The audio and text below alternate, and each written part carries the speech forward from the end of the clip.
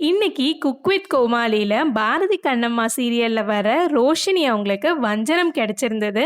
அதை வச்சு fish nirvana அப்படின்ற ரெசிபி பண்ணியிருந்தாங்க. மீனை நல்லா வறுத்துட்டு தேங்காய் பாலோட சேர்த்து குக் பண்ணுறது தான் இந்த ரெசிபி. ஸோ இதை எப்படி பண்ணுறதுன்னு டீட்டெயில்டாக பார்த்துடலாமா? ஃபஸ்ட்டு நான் இன்றைக்கி ஒரு 6 பீஸ் அளவுக்கு வஞ்சரம் எடுத்திருக்கேன். வஞ்சரம் கொஞ்சம் காஸ்ட்லியாக இருக்கும். நீங்கள் வேறு ஏதாவது மீனில் ட்ரை பண்ணோம் அப்படின்னு நினச்சிங்கன்னா வவ்வால் மீன் பெருசாக இருக்கும்ல, அதை எடுத்துக்கோங்க. அதுவும் இந்த ரெசிபிக்கு சூப்பராக இருக்கும். இப்போ இந்த மீன் எல்லாத்தையும் நான் மஞ்சத்தூள் உப்பு போட்டு கழுவிட்டேன். இப்போது ஒரு பிளேட்டில் 2 டேபிள் ஸ்பூன் மிளகாய்த்தூள், 1/4 டேபிள் ஸ்பூன் மஞ்சள் தூள், 1/2 டேபிள் ஸ்பூன் கரம் மசாலா,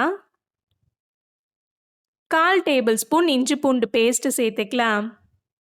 இப்போ இதில் தேவையான அளவுக்கு உப்பு சேர்த்துக்கிறேன். ஒரு அரை எலுமிச்சை பழத்தோட சாறை பிழிஞ்சு விட்டுக்கோங்க. அடுத்து தேங்காய் எண்ணெய் சேர்த்துக்கலாம். தேங்காய் எண்ணெயோட வாசம் தான் இந்த ஃபிஷ்ஷை ரொம்ப டேஸ்டாக்கும். ஸோ கண்டிப்பாக தேங்காய் எண்ணெய் சேர்த்துக்கோங்க.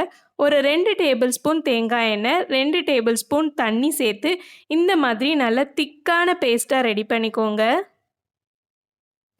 இப்போது நம்மளோட வஞ்சர மீன் எல்லாத்தையுமே இதில் சேர்த்துட்டு மசாலாவை நல்லா தடவிக்கோங்க. எல்லா சைட்லேயுமே நல்லா ஈக்குவலாக கோட் ஆகிற மாதிரி பார்த்துக்கலாம்.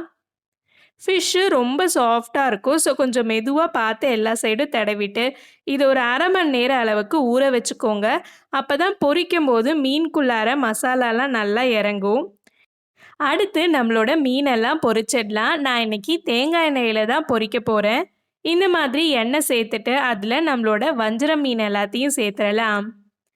நல்லா 2 சைடுமே வறுபட்டு வந்த உடனே தனியாக எடுத்து ஒரு பிளேட்டில் வச்சுக்கலாம்.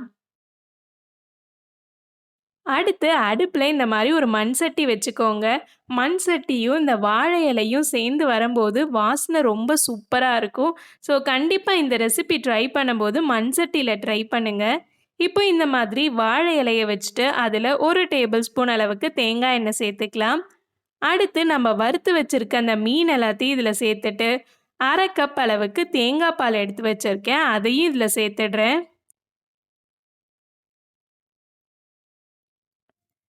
இப்போ இந்த தேங்காய் பால் சேர்த்ததுக்கப்புறம் ஒரு துண்டு இஞ்சி இடித்து வச்சுருக்கேன், கூடவே கொஞ்சமாக கருவேப்பிலை எடுத்து வச்சுருக்கேன், அதையும் சேர்த்துடலாம்.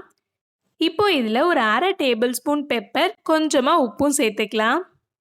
அடுத்து ஒரு பச்சை மிளகாவை நான் இந்த மாதிரி கட் பண்ணி வச்சுருக்கேன், அதையும் சேர்த்துக்கிறேன். இந்த மாதிரி ஒரு 5 நிமிஷம் நல்லா கொதிக்க விடுங்க. கடைசியாக அடுப்பை ஆஃப் பண்ணும்போது கொஞ்சமாக தேங்காய் எண்ணெய் விட்டு ஆஃப் பண்ணிட்டா நம்மளோட சூப்பரான வஞ்சரம் நிர்வாணா ரெடி ஆயிடுச்சு. கண்டிப்பாக இந்த ரெசிபி உங்களுக்கு ரொம்ப பிடிச்சிருக்கும்னு நினைக்கிறேன். இன்றைக்கி குக் வித் கோமாளியில் வந்த ரெசிபிஸ் எல்லாமே நம்ம சேனலில் இருக்குது. மறக்காமல் அந்த வீடியோஸையும் செக் பண்ணிவிடுங்க.